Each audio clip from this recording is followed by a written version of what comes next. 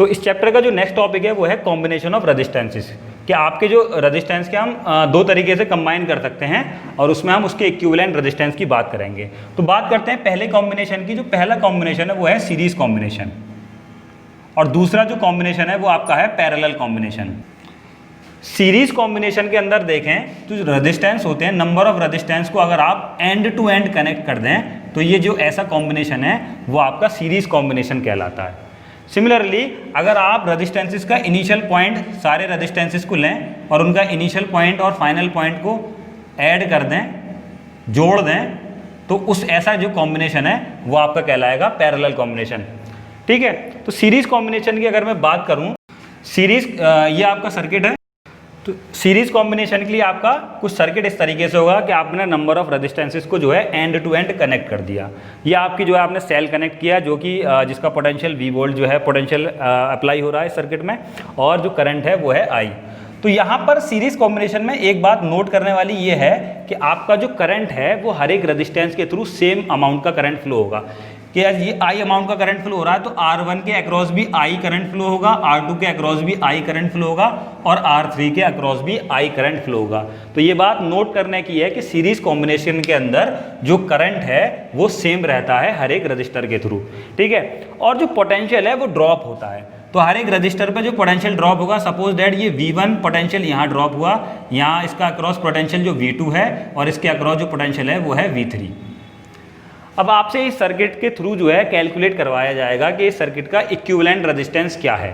ठीक है, अगर सर्किट में इक्विवेलेंट रेजिस्टेंस दे रखा है तो आपसे कहा जाएगा कि इसका करंट की वैल्यूज़ निकालें। जब हम वैल्यूज़ की बात करेंगे तो उसमें जो है आपको सबकी वैल्यूज़ दे रखी होंगी, पूछा जाएगा कि करंट कितना फ्लो हो रहा है, कि इसके अक्रॉस कितना करंट फ्लो हो रहा है। तो आपसे इसमें जो है इक्विवेलेंट रेजिस्टेंस आपको निकालना होगा। तो अब देखें ओम्स लॉ से देखें, जो V = क्या हो गया तुम्हारा IR होगा। अगर हमने मान लिया कि जो R जो है वो इस सर्किट का ओवरऑल रेजिस्टेंस है तो इसको हम कहते हैं इक्विवेलेंट रेजिस्टेंस। तो अगर आपका R इक्विवेलेंट जो है निकालना है आपको, तो कैसे निकालेंगे? पहले हर एक रजिस्टर के अक्रॉस पोटेंशियल निकाल लें, क्योंकि हर एक रजिस्टर के अक्रॉस जो पोटेंशियल है वो डिफरेंट है। तो टोटल पोटेंशियल तो इसका V है और V1 + V2 + V3 हर एक रजिस्टर के अक्रॉस तुम्हारा पोटेंशियल है। ठीक है ना, ये वाली बात। अब देखें यहाँ पर V1 की अगर मैं बात करूँ तो V1 क्या निकल के आएगा तुम्हारा? V = IR से I तुम्हारा R1 के अक्रॉस I है करंट और रेजिस्टेंस है R1, तो ये हो जाएगा IR1। ऐसे ही इसको देखें तो V2 = हो जाएगा IR2। सिमिलरली V3 आपका हो जाएगा IR3। रेजिस्टेंस जो है वो अलग है, करंट जो है वो सेम फ्लो हो रहा है। तो यहाँ देखें इसमें अगर पुट करें तो V = IR यानी टोटल पोटेंशियल है, तो यहाँ पर R equivalent = IR1 + IR2 + IR3। देखें यहाँ पर तो I यहाँ से हम कॉमन ले सकते हैं इस साइड से, तो I जब कॉमन आएगा तो ये बचेगा R1 + R2 + R3। और देखें I से I कट जाएगा, तो फाइनली जो R इक्विवेलेंट है, equivalent resistance in the series combination, वो आ जाएगा आपका R1 + R2 + R3। इसका मतलब ये हुआ कि अगर आपके पास जो है सीरीज कॉम्बिनेशन है और आपसे जो है इक्विवेलेंट रेजिस्टेंस पूछा जाए तो सिंपली आप इंडिविजुअल रेजिस्टेंसेस को सम कर दीजिए, तो आपका जो है इक्विवेलेंट रेजिस्टेंस निकल आएगा। अब बात करते हैं हम पैरेलल कॉम्बिनेशन की। बात करें तो पैरेलल कॉम्बिनेशन में आप देख रहे हैं कि जो आपने हर एक रजिस्टर का इनिशियल पॉइंट को जोड़ दिया और उसके फाइनल पॉइंट को जोड़ दिया, तो रिजल्टिंग जो कॉम्बिनेशन है वो आपका पैरेलल कॉम्बिनेशन है।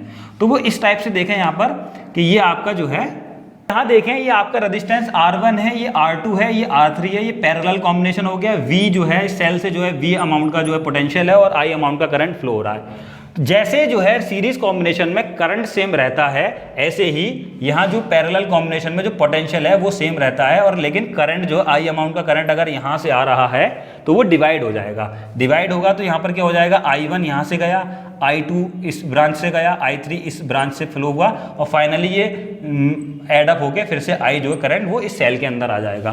तो अब देखें इसके लिए इक्विवेलेंट कॉम्बिनेशन की अगर मैं बात करूँ तो यहाँ पर देखें तो V = IR, यानी कि अगर आपने R इक्विवेलेंट यहाँ पर जो है पूरे सर्किट का रेजिस्टेंस माना है, इक्विवेलेंट रेजिस्टेंस माना है, तो यहाँ देखें आपका I अमाउंट का करंट जो है वो डिवाइड हो रहा है, date add up to I1 + I2 + I3। और इस फॉर्मूले के हिसाब से देख लें, अगर जनरल फॉर्मूला क्या हो जाएगा? V = IR से देखें तो I तुम्हारा क्या निकल के आएगा? V/R।